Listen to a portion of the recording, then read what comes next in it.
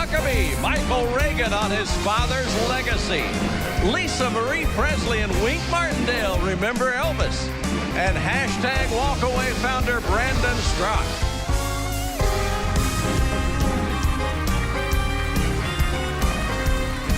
That's Trey Corley in the Music City Connection. And I'm your announcer, Keith Bilbrey. And now, here's Mike Huckabee.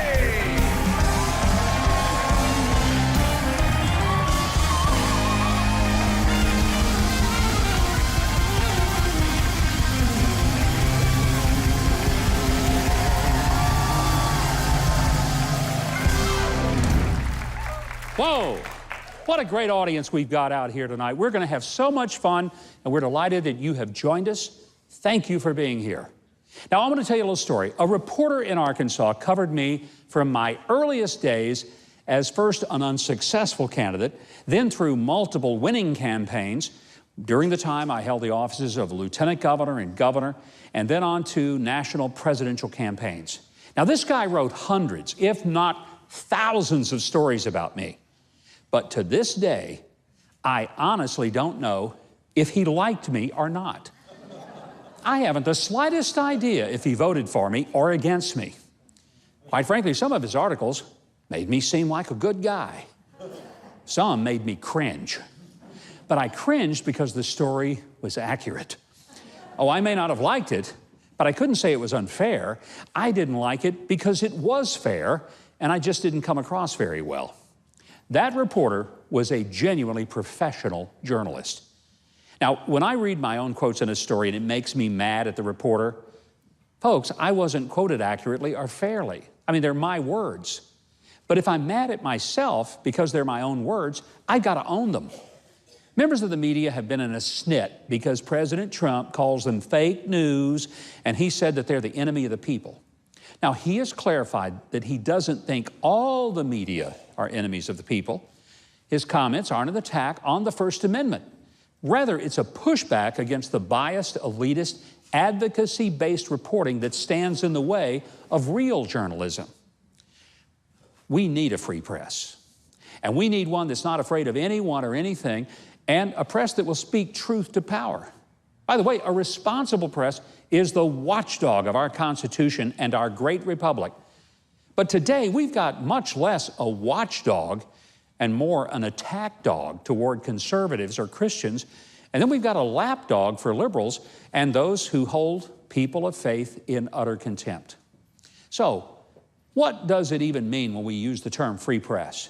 Here's what it means. It means that reporters are free to ask anything they want. And they're also free to write or say anything they want. That freedom has in no way been impeded by the president. But some reporters seem to think that they ought to be able to rudely demand not just an answer, but a very specific answer that fills the gaping holes in their shoddy stories. I learned some things dealing with the media before becoming part of it. First, I used to say to myself every day, the press is not my friend. Because that's true. Folks, no one ever got a journalism award for writing a story that says, Governor Huckabee is a great guy and is doing great things. You get a copyrighted byline and front page story for saying, this guy's a goon and we got the goods on him. Now, the Constitution protects the press to write what they wish, and the government cannot shut them down. But take note, no elected, appointed, or employed government official is required by law to help load a gun pointed at his or her own head. Journalists are free and they're entitled to ask, but they are not entitled to an answer, and especially not entitled to the answer that they specifically want. Yes, we need a free press, but they are only as viable as they are honest. And when they are more committed to their own political biases than to objectively reporting the raw facts, they're no longer journalists. They're just political hacks. And if they pretend they're wearing a striped shirt and refereeing the game, but in fact, they put on a team jersey and start playing for one of the teams, they are not only enemies of the people, they are enemies to the very Constitution that they hide behind to attack and destroy the people they don't like or agree with. And that's my view.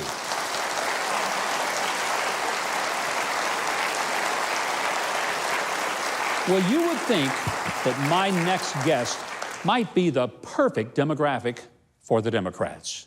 He's young, single, gay. He lives in New York City. He's a hairstylist, an aspiring actor, and he's always been liberal. But then one day he decided he could no longer stay quiet about the left's rising violence, incivility, and intolerance of differing views. So he made a Facebook video explaining why he was walking away. His statement of conscience went viral. It exploded into a nationwide walk-away movement. Well, here to tell us his amazing story, would you please welcome Brandon Strzok. Brandon, good to have you here. Thank you. Good to be here. Thank you. You had sort of an epiphany a little over a year ago. Yes. Tell me what happened in Brandon's mind and heart, and you said, I don't want to be a liberal anymore. What really happened was after the election of Donald Trump, I was devastated. You know, I was one of those people who was going on social media crying, ranting. I was going to ask if you cried. Oh, I cried. I was really, really upset and I was devastated. Now, see, I grew up in a tiny little town in Nebraska. So a lot of the people on my social media are people that I knew would be Trump supporters. And I love the segment that you just did to open the show because it's really the media that kind of twisted that narrative about Trump and fooled so many of us on the left into believing that, you know, the biggest monster on the face of the earth had just taken the office of president. So I was going on social media and asking, you know, why did you guys do this? Why did you vote for this horrible man? Like, how could you do this?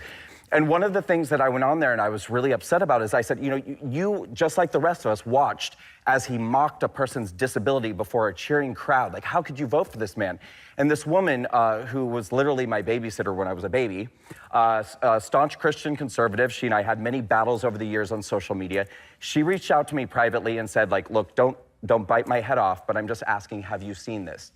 And it was a YouTube video, it was a clip that was titled Debunking That Trump Mocked the Disabled Reporter. And what this really was a compilation of footage showing Donald Trump doing that exact same voice and that exact same gesture numerous times over the years, anytime that he was having fun with somebody who had been caught in a lie or somebody who had done something shady or dishonest. Well, it became very clear to me that he wasn't mocking that man's disability at all. He was just making fun of the fact that this guy had been caught in a lie. But the light went on in my head and I thought, suddenly I realized, well, why would the media say he did that if he didn't do it? You know, I mean, it's so obvious. Are you saying you found that the media is a little dishonest sometimes with conservatives? No, I'm not saying shocked. that. I'm not saying that. I'm not saying that. What I'm saying is that I found that they're a lot dishonest. Okay. Yeah. No, I mean, really, that's what happened. And then once I discovered this, I thought, well, what else were they, you know, not telling me the truth about? So I sort of went on this journey of research, and it turns out quite a bit. They were dishonest about quite a bit. And that's what started really this process of me discovering all, you know, that the media had been very dishonest, the left-wing politicians had been very dishonest. And you know, then the other thing that they do too, I think, to minorities in America, whether you're black, whether you're gay, whether you're Hispanic, they love to tell us the news through the filter of fear and intimidation. They love to constantly tell us we're in danger. They love to constantly tell us that the people on the right hate us and that they don't want us and that we're not safe. And so once I just started to discover how dishonest they were in conjunction with the fact of how they were using that to manipulate us and our fear and our behavior, I said, I'm done. I'm done with these people. You created something that went viral. I mean, and it's astonishing how rapidly it's grown. It's called the walk-away movement. I mean, did you think it was going to be a movement? It has become exactly what I dreamed it would become, but I didn't know for sure. I mean, I filmed my video, I put it out there. For anyone who hasn't seen it, it's really, I call it the definitive manifesto of everything that's wrong with liberalism and the Democratic Party. It's six... and it's very powerful. I'm going to tell you, if people have not seen it, and we're going to give the web address because I want everybody to go to the website and see it. One of the questions, when this went out, I mean, you had a lot of friends probably that were strong liberal friends. Yeah. Were they angry at you? What happened was people started like slandering me kind of on social media because this is what I find happens so often. And we see it not just with me, we see it all the time. It's when they can't accept something, rather than having a conversation with it. I mean, to this day, I have not had one single friend reach out to me and say, help me understand why you changed. Not one. Not one. Not one. You know, Brandon, one of the things that I have appreciated is your candor, your honesty. You put on the Facebook page that you sponsored with the Walkaway campaign. Thousands now of testimonies of people who have done what you've done. They've walked away, and Yes. there's a hashtag, the hashtag Walkaway. Right. Do some of those stories really surprise you, where people come out and they openly declare, I once was with the Democrats and the liberals, but I've walked away? And they tell, it's not just that they did it, but they tell why they did it very specifically. Right.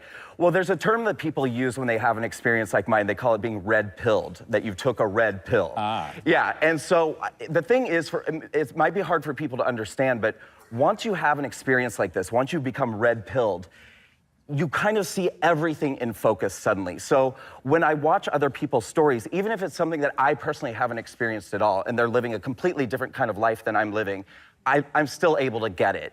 Because the experience is, the common thread of the experience is very similar. So I watch these videos, and it could be a black woman who lives in Alaska, but as she's telling her experience, I'm like, I totally get it, honey. I totally get it. Let me just say, not just thanks to Brandon Straka for joining me, taking a stand for civility, but I hope you will contact him and learn more about what he's doing. It's at walkawaycampaign.com. Yes. Please write that down, walkawaycampaign.com. Watch that video, 6 minutes of your life that you will be glad you spent.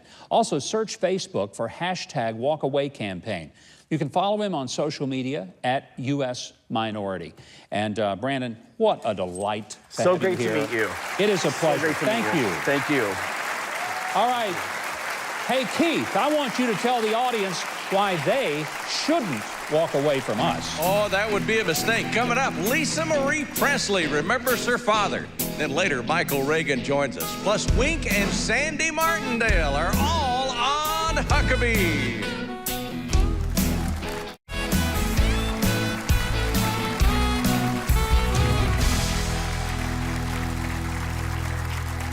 This week, RCA and Legacy Recordings release a new Elvis album titled Where No One Stands Alone. The recording features 14 original gospel songs by the king of rock and roll. My next guests are here to tell us more about this incredible new music. Would you please make welcome Elvis's daughter, Lisa Marie Presley, and producer Joel Weinshaker. Lisa and Joel, I'm so honored to have you here. I could spend hours, but unfortunately we don't have that much time, so let's get right to it. How did this project come together? Joel, why don't you give me a little background on how it started? Sure. You know, everything that we do here, and everything that I do, with Lisa's my business partner, is really about what Elvis would want. And Elvis, above all, loved the gospel. If you think about it, Elvis has sold over 1 billion records, and he's the #1 gospel recording artist of all time. And if you think about how many people he has, shared the gospel with and shown the gospel, it's what grounded him. This is something that I think Elvis was able to give to his daughter, and something that's very, very special. Lisa, 41 years after your father's untimely death, you inherit this extraordinary gift of his generosity, his music. Does it surprise you that he is as popular today as he was in the 1970s? I don't know about the word surprise, but it never ceases to amaze me every year, the loyalty and the love that he continues to get. It's always just I'm very grateful for something like that. Your own musical style is soulful. It has depth. People who hear you sing can hear your father's voice in you, and yet you have your own unique stamp. Were you ever afraid as you grew up that if you sang you would be so compared to your dad that was intimidating to you? It was intimidating, and I guess I couldn't for myself not follow what was in my heart and in my soul, which would be a singer-songwriter. It's what, I consider the writing just as much as the singing. I think that both come hand in hand, and I had to follow where my heart is. Tell us about the song Where No One Stands Alone. This is the one on the track that you do with your dad, and I find that just remarkable, and it had to have been a very powerful personal experience to do that recording.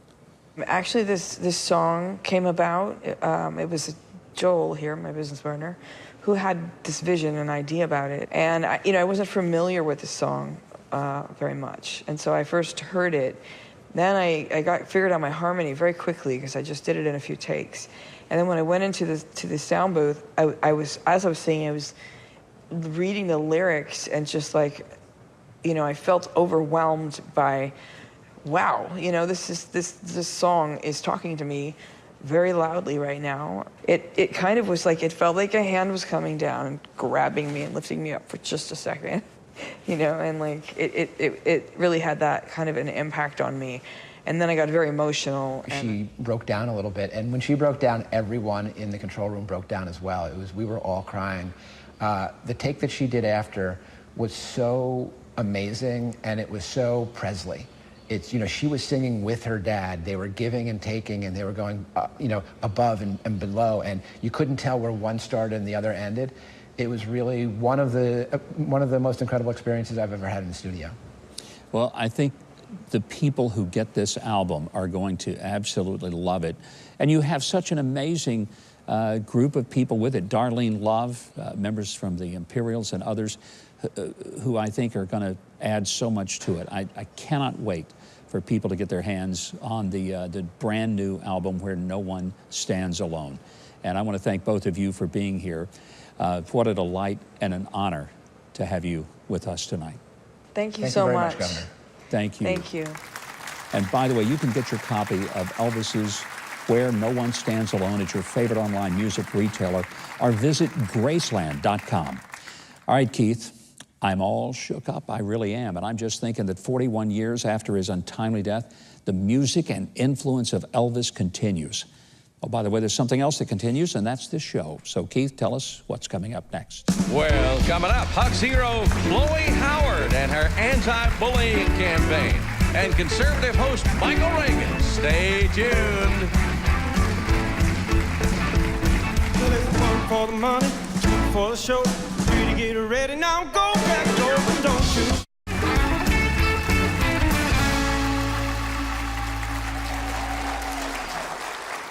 And welcome back as Trey Corley and the Music City Connection rock the house. Speaking of Trey Corley, you got a pretty good-looking hat on your head tonight. Who's that from? This hat is from the Corporate Chaplains of America, and they are nation's leading provider of full-time chaplain services for companies and their employees.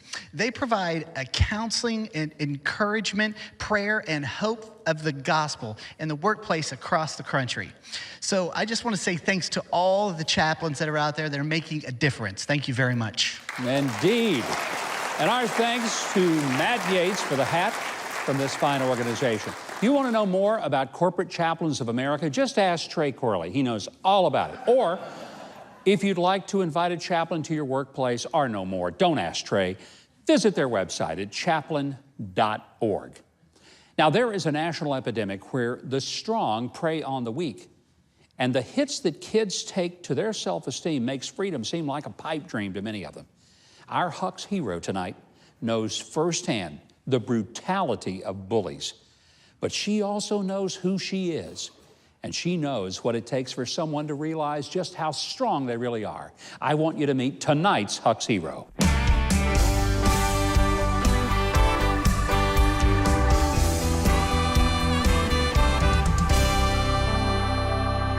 Chloe Howard was born with her foot upside down and backwards. Doctors said she would never walk. By the age of 14, she had endured 5 major operations and years of physical therapy. But growing up, she always thought her foot was her superpower. But every superpower has a villain trying to destroy it.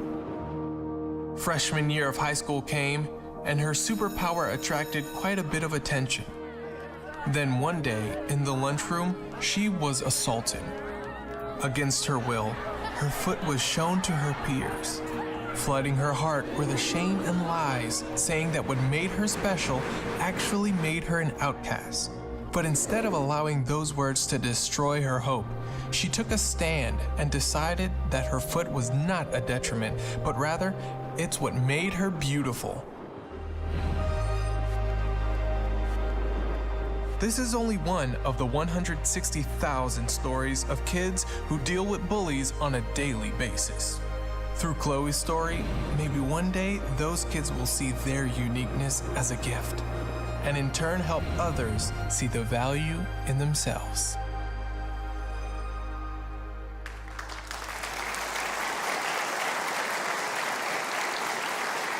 She's an author and public speaker who fights bullying not with her hands, but with her heart.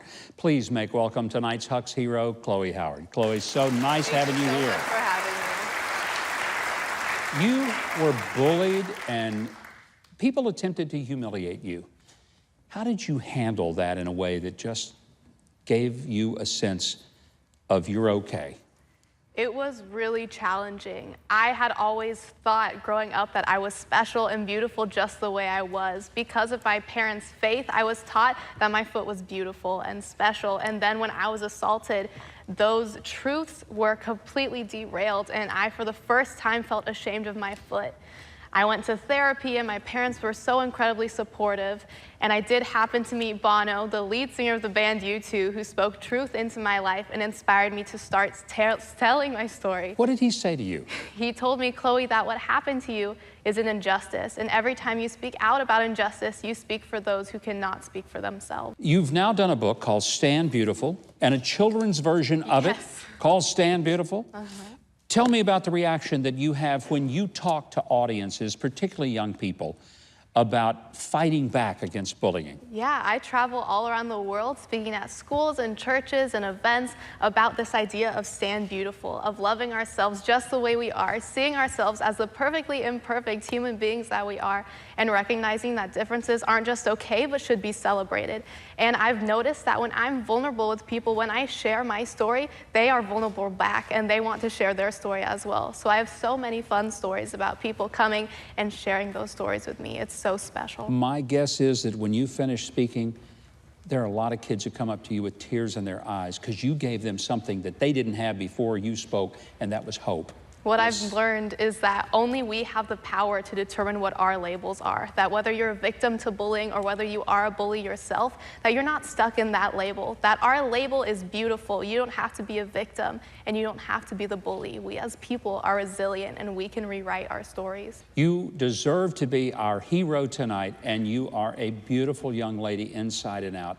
And I thank God that He has you out there speaking truth. Thank you. Thank you so much. What a blessing to have you here. If you face bullying in your life and you want to learn more about Chloe's story, or maybe have her come speak in your hometown, go to standbeautiful.me. That's standbeautiful.me. And also, buy her book, Stand Beautiful, through her website or major book retailers anywhere, online or bookstores. She's got a version for young adults as well as a picture book for the kids. Now, I said before, we keep Keith over there in his little spot just so he can tell us about the amazing people that we have coming up next, and we're going to turn to him yet once again. All right, next we've got the news you may have missed. Political commentator Michael Reagan and broadcasting legend Wink Martindale and his wife Sandy. It's all here on Huckabee. Through the work of Samaritan's Purse, you can make someone else's life better. And in many cases, you can literally save a life. I hope you'll open your heart and that you'll call or visit their website today. And just remember, what you give to make those precious lives better will certainly come back to you as blessings in your own life. Now, we have been scanning the news so that we could bring you those important and unique stories that can sometimes be a little overlooked. And that's why we call this segment on our show, In Case You Missed It.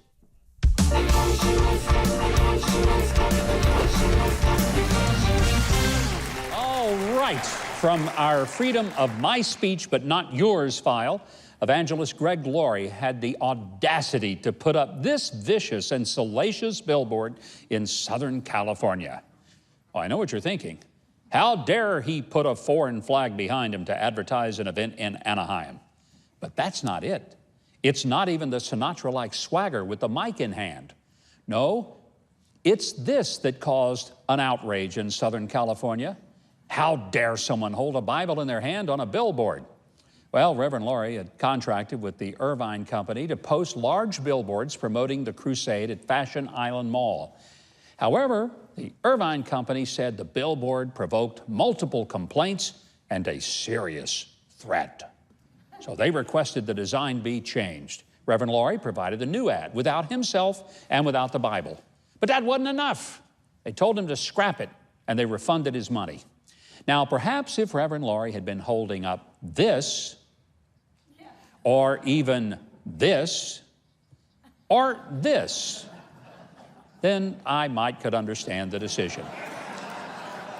But how could a plain book held in hand be considered vulgar or offensive? Yes, there is something rotten in Orange County. Friends, I know we've poked fun at the ludicrous nature of this decision, but it is in truth chilling, and we hope that you will let the Irvine Company and Fashion Island Mall and merchants know that this billboard was not offensive, but their decision was. Well, our second story tonight. When African-American religious leaders met with President Trump recently, the liberal left did not know what to do. So they did what they always do. They mocked, demeaned, and decried the event through the press and social media. Now, my question would be, why ridicule an attempt to make issues and needs known to the president and offer to help gain some solutions? Consider what Reverend John Gray from Relentless Church stated in his opening prayer. Here it was, and I quote, "God, we thank you for an opportunity to speak about the hearts of those who sometimes cannot fight for themselves. Thank you for this moment to be able to share our hearts with the president and his administration," end quote. Now the Reverend referenced the great Dr. Martin Luther King when he quoted, "We cannot influence a table that we're not seated at." And so we pray that this conversation will be fruitful and productive and honoring of the best traditions of this nation.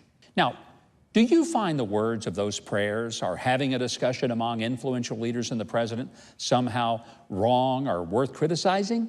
Well, I certainly don't.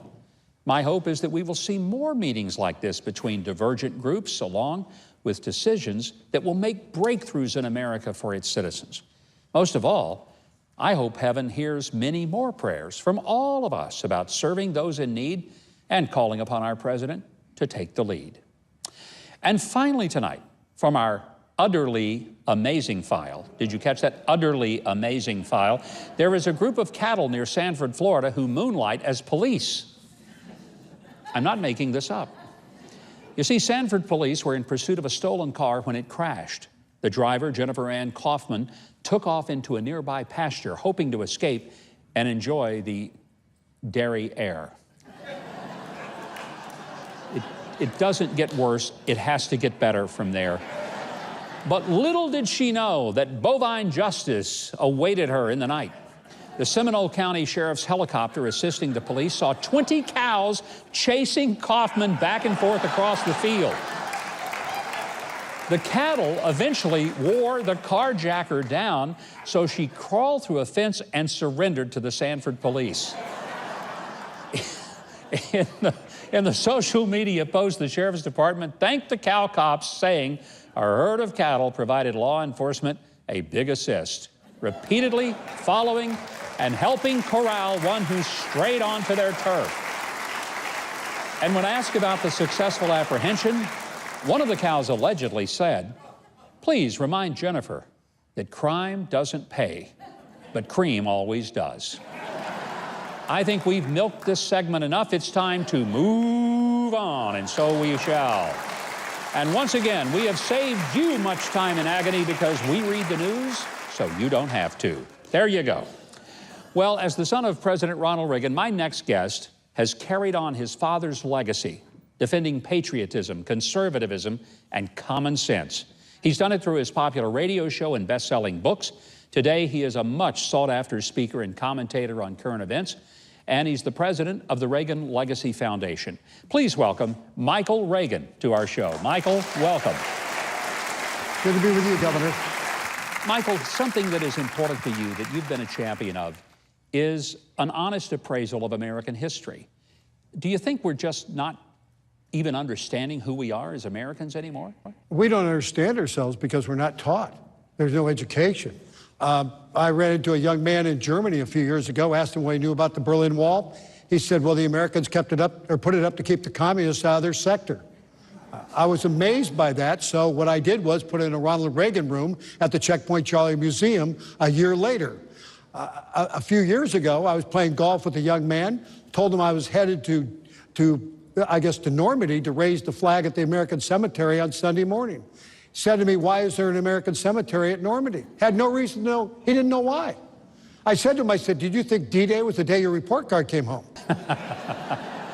Which is kind of frightening, you know, and I think we're laughing here in the studio because it's funny, but yet what's not funny is that there's a whole generation of Americans who don't understand what they have inherited, what has been handed to them on a silver platter, their liberty, their freedom, the incredible opportunities this country affords. How do we fix that, Michael? Governor, listen, I wrote about it in one of my books, Lessons My Father Taught Me. I learned about America sitting in a station wagon with my father as a young boy driving out to the ranch, hearing him regale me with stories about America, singing the songs of every military organization on the planet. And so what I do through the Reagan Legacy Foundation is really uplift that whole image of my father. We have a foundation that gives scholarships to young men who serve on the USS Ronald Reagan. We have a program now at Normandy, France, Walkway to Victory.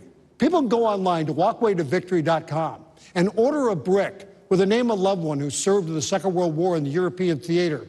And we are bricking in there at St. Mary Église, Normandy, France. First town freed by America on D-Day. We're putting bricks in with the names of those who saved the world. And we're doing that. And I just hope people really remember those who gave their lives so that we're not speaking German. I'm going to tell you something. One of the most moving experiences my wife and I ever had was going to Normandy, raising that flag that you talked about, and just realizing what those young men did was an act of courage and valor, the likes of which we may never see in human history. And I pray we never have to see that kind of valor again. You've been a very, what I would call, objective and fair critic of President Trump. What advice, if you could give to President Trump, would you share with him? I would tell the President of the United States to start tweeting presidentially. It's great to be the President of the United States, but sometimes you have to act like the President of the United States and be presidential. And if he became more presidential, more people would be paying attention to what's going on in the labor market, where we have the greatest workforce on the planet, we have the greatest income, we have the greatest country. And they would pay attention to that instead of the tweets that he puts out that sometimes demean people that he doesn't need to be doing. Act presidential, Mr. President. Earlier in the show, and our audience certainly, I think, agrees with that. Earlier in the show, I talked about journalists. It's a profession I don't see happening very much anymore. I see advocates. Journalists don't make themselves part of the story. Today, people who think they're journalists are very much a part of the story. Do you think it's different now, more confrontational than it was in the era of your father?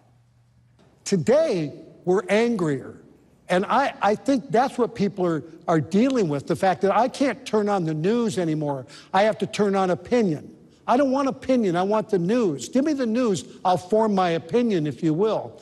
And that's what I'm looking for, and I think that's what a lot of people are looking for today. Was it angry back in the years of Ronald Reagan? Did the media not like Ronald Reagan? Yes. But you know, he got through it with a wink and a nod.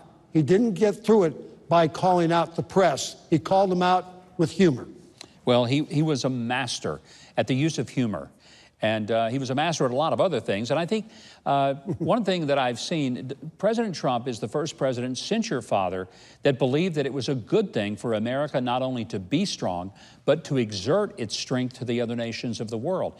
Is that one area that you feel like that President Trump has taken the right course? I think it's the right course to show that America is strong, and America needs to be strong. They were weak under Barack Obama, if you will.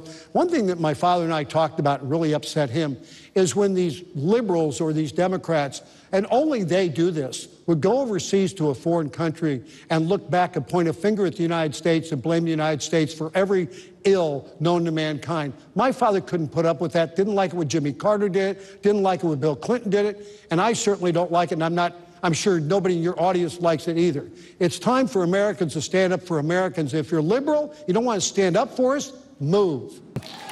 Michael, I couldn't agree more. Our audience certainly does too. Thank you so much for being here. I want to remind our audience to be sure and watch the videos of Michael Reagan and read his commentaries. You can get them at michaelereagan.com.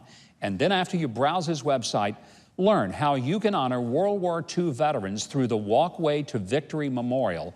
That's at walkwaytovictory.com. Walkwaytovictory.com. Also, you can go to ReaganLegacyFoundation.org. Now, Keith hasn't moved from that little spot he's in over there, and that means, because he's still there, that we have more coming up, and Keith is going to tell us about it right now. I would love to. Coming up, more Elvis stories with friends Wink and Sandy Martindale, and Trey Corley in the Music City Connection honor the king of rock and roll right here on Huckabee. Well, I just bought some bread on the streets of Jerusalem. One of the things that's always a lot of fun is just to experience some of the local culture. Now, here's part of it. This amazing Jerusalem bread. Yep, you buy it right off the street. I know a lot of Americans say, you would eat that stuff? Watch me. But it's not just the bread. You pinch a little piece off, and then you dip it in hyssop. It's fantastic. And by the way, if you come with me, maybe I'll buy you some of this wonderful bread and teach you how to dip it in the hyssop and enjoy. Would you like to come with me? Here's how. Go to my website, thegreatesttrip.com. That's thegreatesttrip.com, and it will be.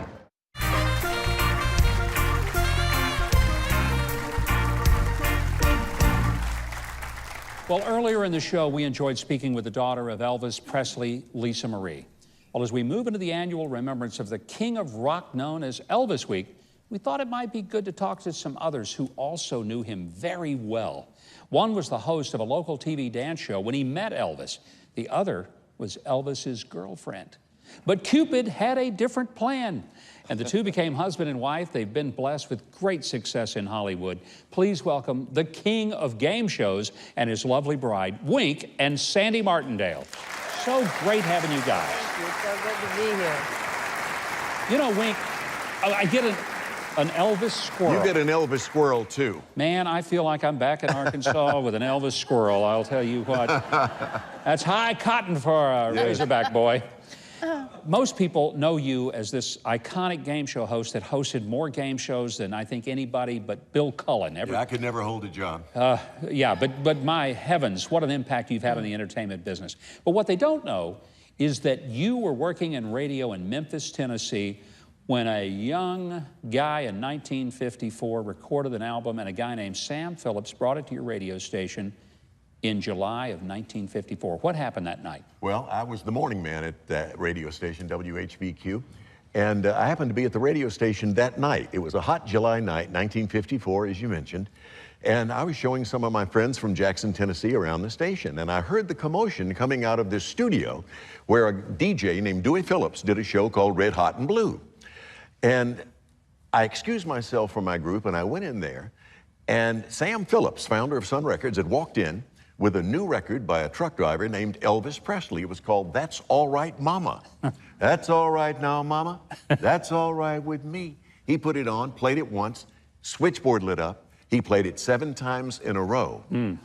And I was designated by Sam to call Gladys and Vernon to see where Elvis was, because Dewey wanted it to come down to the radio station. So I called, and Mrs. Presley answered the phone, and they were listening. They lived in low-rent housing called Lauderdale Courts out in East Memphis, very poor. And she said Elvis had been so nervous about his record being tested that night on the radio, he went to see a double-feature Western at the Suzors Theater. So they said, we'll go get him and bring him down to the radio station, which they did. And I met him that night, and he remained my friend until the day he died. You guys were very close throughout all of the 50s, the 60s, and 70s. Yeah. Tell us about Elvis, because we hear, a lot of stories, but you knew him in a way on a personal friendship level. What was he like? He was a giving person. Few people know how many millions of dollars he gave to charitable organizations and to people. He would be driving along the street in Memphis, and he'd see somebody with a flat tire. This actually happened. And he pulled over at this particular juncture, and he didn't just have the tire fixed. He gave him the money for a new car. Wow. He was that kind How of... many people sat around in Memphis with flat tires hoping Elvis would drive by? Probably a Good lot after heavens. that. But Sandy, he was a good person. And Sandy, you have an experience. You dated Elvis for a while. 6 years. 6 years you dated No, Elvis. he dated me, excuse me. But I won. I won. I was going to say, I mean, how many people can say Elvis could not hold a candle to me? I mean, I think that's pretty extraordinary. My mother came on the first 3 dates. I was 14 at the time, and my mom said, you know, I was too young to date. But he was at my father's nightclub, saw my picture, and wanted to meet me. So finally, my mom, after 3 or 4 times, said, okay, she'd drive me up. It was a school night. I had a little frilly dress, a ponytail. He had a date with a beautiful actress. He held my hand, kissed me on the cheek, and he was very nice looking, and he was a gentleman, and so he said he wanted to date me, and my mother said, I don't care if you're King Farouk, my daughter's not dating. And he said, well, you can come on the dates. So my mother came on the first 3 dates, and then he promised my mother he'd be a gentleman and take very good care of me, and he dated me for all those years, and he really was. He was just the nicest. He was a wonderful part of my growing up, but we did a thing recently where we went to see Wayne Newton, and my best girlfriend was Brenda Lee in high school, and so I traveled all over the world with her. So I was not available for dates with Elvis a lot of times because we'd be out of town. And we met Wayne Newton in Las Vegas, so we come to LA, and Wayne came and said, would you like to come to my recording session? So I went to see the Dunkashane recording session, and his PR guy wrote in the column, Sandy Farrah sitting ringside to see Wayne Newton. Well, the next day Elvis came into town. Who's this Fig Newton person? He was not happy about this. He was very upset with me. And I said, well, you know, he's just a friend. And so now Wayne does a show in Las Vegas. It's called Up Close and Personal. So he says, they say, how did you meet Elvis? And he says, well, I was on this plane, and this guy taps me on the shoulder, and I looked up. There's the king of rock and roll. And I said, oh, Mr. Presley, I'm such a huge fan of yours. And Elvis said, yeah, kid, I'm a fan of yours too, but I have a question for you. What is it? Do you know a girl named Sandy Farrah? And Wayne says, yeah, as a matter of fact, we're dating. And Elvis said, yeah, well, we're dating too. So at his show, though, Wayne is so sweet, and he says, but Sandy was smarter than both of us. She married somebody better than us. She married Wink Martindale. And then he had Wink stand up. What a wonderful, wonderful story. And you know, my guess is Wink doesn't mind you telling that story anywhere in the world. No, you know, he doesn't. And what I usually say, we do a lot of Sirius Satellite Elvis interviews, and they say, what was it like? Everybody wants to know what it was like to kiss Elvis. And I said, he was the best kisser, and that's basically what our relationship was, kissing for years. But he was the best kisser, but Wink is the best husband. So God really took good care of me. What a beautiful thing. Wink, your career, I mean, you've lived 10 lifetimes, all good, but I don't know how you've packed it all in. Well, Governor, I'll tell you, I feel so blessed because from the time I was old enough to know what a radio was, I wanted to be on the radio. I wanted to talk into a microphone and be on the radio. And at the age of 17, right out of high school, 25 bucks a week, first job, Jackson, Tennessee, right down the road here. And then went on to Memphis, was there for almost 10 years, and then transferred to Los Angeles, and I've been out there for a lot of years and doing DJ work. And I got into game shows. In 1965, I became addicted to a show called Password with Alan Ludden. I'd rush home every day after I got off the air and watch that show. And I did some research, and I discovered that Alan Ludden went in 2 days a week, knocked out 10 shows, and played golf 5 days a week. What a deal. Man, that's not a bad way to make a buck. No kidding. So I had my agent send me on a couple of interviews, and on the second one, I got my first network game show called What's This Song? At NBC in 1966. It's one of the few game shows I might be able to win. And by the way, speaking of great songs, you're going to do something for us in a few moments that I think our audience, both in television and here in the studio, is going to love. It's a recitation, very, very powerful one. But before we let you do it, I also want to let our audience in on a little secret. This past week, you celebrated 43 years of marriage. That's right. And we want to honor you guys with a little anniversary gift. So to Wink and Sandy Martindale, happy anniversary to you. Thank you, Governor. What a thrill to have you here with us. Again, you're delightful, and My gosh, I need 3 hours to talk to you, and you'll have to come back. And Well, we have the time. We have the time. Okay. We've got to wrap our interview with Wink and Sandy, but I'm going to tell you something. We'll never scratch the surface of the fascinating facts about this iconic couple. I hope you'll get to know them better at winkmartindale.com or through their social media. That's also where you can download this new work, I Stand for Everyone. And after you hear it, you're going to want to do it. When we return, Wink is going to be performing that very piece. Now, Keith, I believe we've got another salute to Elvis that's in store as well. You're exactly right. After Wink Martindale's performance, Trey Corley and the Music City Connection celebrate the music of Elvis right here on Huckabee.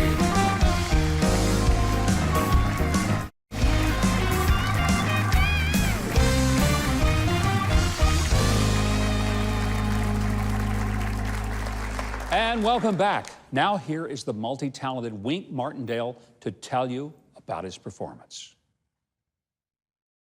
I Stand for Everyone is a patriotic anthem that serves as a corrective lens to see the world, ourselves, humanity, and our place in it just a little bit better.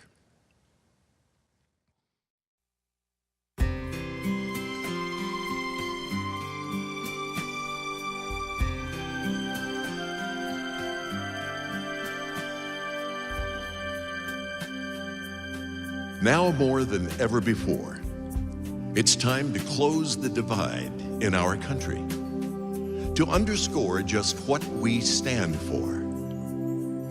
Every day I hear my Father's voice say, the footprints we make are the stands that we take to bring our country together. I am the flag of our country. This truly is who I am. And when you pledge allegiance to me, remember the things for which I stand. I stand in reverence to the power above me. Stand for the underdog whose dream comes true. I stand to honor a great performance. I stand in awe of love in bloom. I stand for that kind of ambition that's a blessing and a curse. I stand for speaking strictly from the heart, for better or worse. But first, I stand for those whose time was spent before they could spend their time. I stand for everyone who lost their place in line.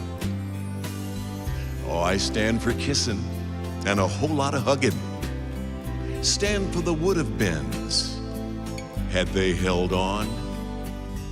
I stand for givers who know no limits. Stand in hope when hope is gone. I stand for the things you won't say when you don't want to hurt a friend. I stand for living life as if it will never end. But first, I stand for us who put our trust in the hands of God's design. I stand for everyone who lost their place in line. Oh, I stand for everyone who's felt the turn of the screw.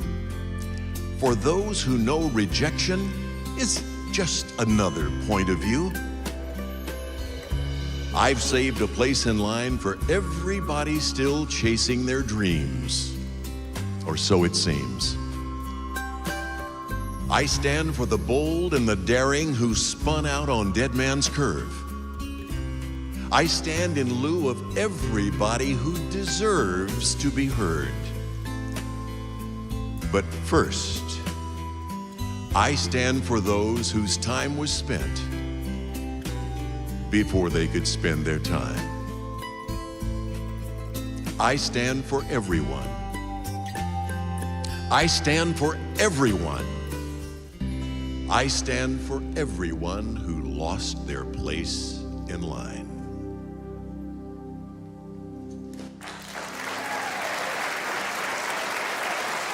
Thank you. Thank you. Well, my thanks to everyone who joined us tonight on the show, including Wink Martindale. And I hope you'll join us next week for a very special guest, somebody, I kind of know fairly well. Next week, we'll have Sarah Huckabee Sanders, who's going to be here in our show. And now to keep the Elvis love going tonight, here's Trey Corley and the Music City Connection to perform their tribute to the king of rock and roll.